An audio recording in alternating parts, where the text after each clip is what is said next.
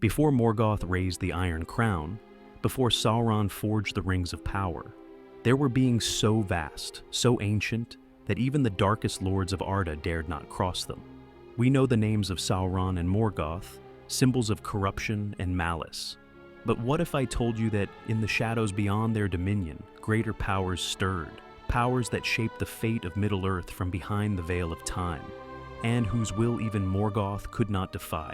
Today, we journey into the depths of Tolkien's legendarium to uncover the forgotten gods of Middle-earth, beings of unimaginable power who shaped the world before even the First Age began.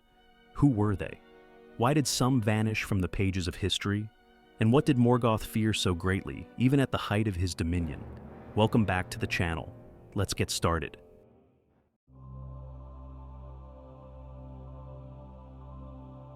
Long before Middle-earth, before even the shape of the world, there was only the timeless halls, a realm beyond space, where dwelt the Ainur. These were the first creations of Eru Ilúvatar, the One. He sang them into being, and they in turn sang the music of the Ainur, a divine symphony that shaped the very fabric of reality. But even in that holy chorus, dissonance crept in. Melkor, the greatest of the Ainur, wove his own themes into the song, proud, jealous, and discordant. But what he didn't know was that Ilúvatar's will always found harmony, even in defiance. His discord became part of the story, not the story itself. The other Ainur watched. Some grew wary of Melkor's hunger for power, others pitied him. But a few stood in such blazing contrast to his darkness that he would never overcome them. These would become his greatest adversaries, and his deepest fears. When the Ainur descended into the world to shape it, those who took up its care became the Valar, the powers of Arda, not gods in the traditional sense, but angelic beings so powerful that even the elves called them gods nonetheless. Melkor descended too, but not as a steward. He came as a tyrant. Yet even as he set fire to the stars and cracked the earth in his rage, there were Valar who stood in his path, and among them were four powers, whom he never truly mastered.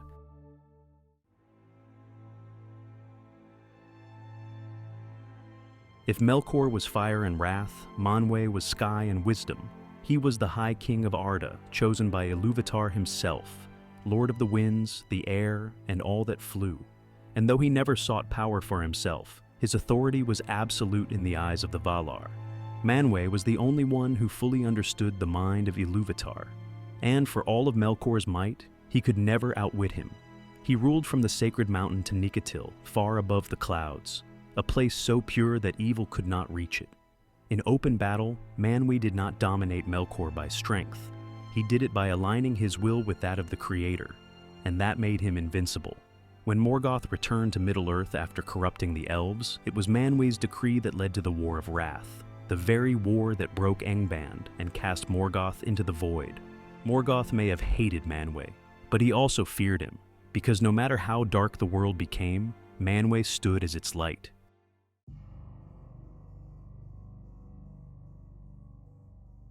If Manwë ruled the air, then Ulmo, the Lord of Waters, ruled the deep.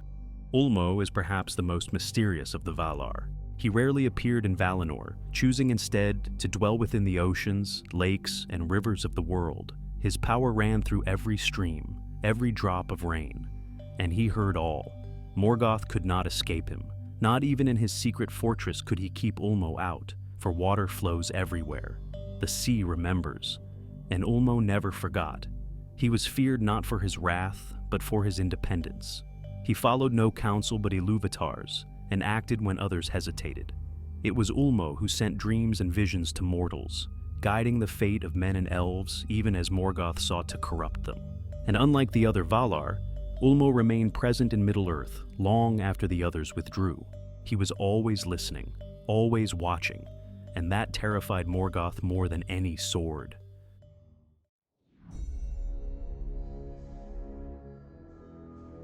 Among the Valar, Mandos is perhaps the most feared, even by his own kind. He is the Doomsman of the Valar, keeper of the halls of the dead, where the souls of elves and men pass after death. He is not cruel, nor is he kind. He is final. He speaks only what must be, what is fated. And Melkor, could not change what Mandos foretold. It was Mandos who pronounced the doom of the Noldor, sealing their fate after they rebelled and left Valinor. It was Mandos who knew the fates of all, even Morgoth's. And when Morgoth was captured after the First War, it was to Mandos's halls he was taken, and where he remained in silence for 3 ages. A fallen god, caged by one even darker in aspect. Mandos does not strike with fire or lightning, but with prophecy and inevitability. He is death, judgment, and time. He does not fear Morgoth. Morgoth fears him.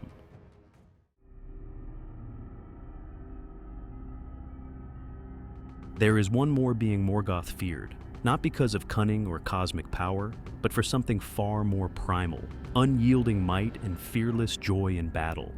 His name was Tulkas Astaldo, the Strong, and he was no schemer, no silent power whispering from the void. Tulkas was war incarnate, and unlike any other Valar, he did not fear Morgoth. He chased him. When Melkor's first reign of chaos shook the world, it was Tulkas who brought him down. Morgoth, the mightiest of the Ainur, fled in terror before this unrelenting warrior, for Tulkas was pure strength, incorruptible and fearless. No shadow could cloud him, no lie could sway him. Where others debated, Tulkas acted. He was the one who chained Morgoth, not with magic, but with might. Even in the final days, Morgoth remembered the one who threw him down, shackled him in chains, and stood unshaken before the Dark Lord's fury. Tulkas was the fist of the Valar, and the last sound Morgoth heard before his capture was his laughter.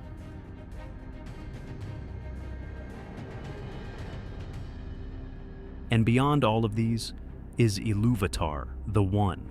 He created Melkor, he created the Ainur, he created the world. And he knew before the first note of the great music that Melkor would rebel, and he allowed it, because even Melkor's discord became part of the theme. Tolkien never described Ilúvatar's direct actions much, but when he did, they were absolute. When Arda was marred, he reshaped it. When Númenor defied the ban, he destroyed it. When the elves awoke, it was by his timing, not Morgoth's. Ilúvatar is not like the Valar. He does not intervene unless the stakes are cosmic, but when he does, the very fabric of existence bends to his will. In the end, even Morgoth's greatest ambitions were only permitted, and his greatest defeat was foretold before the world began. Morgoth rose to unimaginable heights and fell just as hard, but he was never the beginning, and he was never the end. He was a shadow, cast by a much greater flame. The powers that shaped Middle-earth did not scream, or rage, or conquer. They watched, and when the time was right, they brought the dark to its knees. If you enjoyed uncovering the ancient powers behind the shadows of Middle-earth, like and subscribe for more Tolkien deep dives, and let us know, which of the Valar fascinates you most? Thanks for watching, and as always, see you on the next one.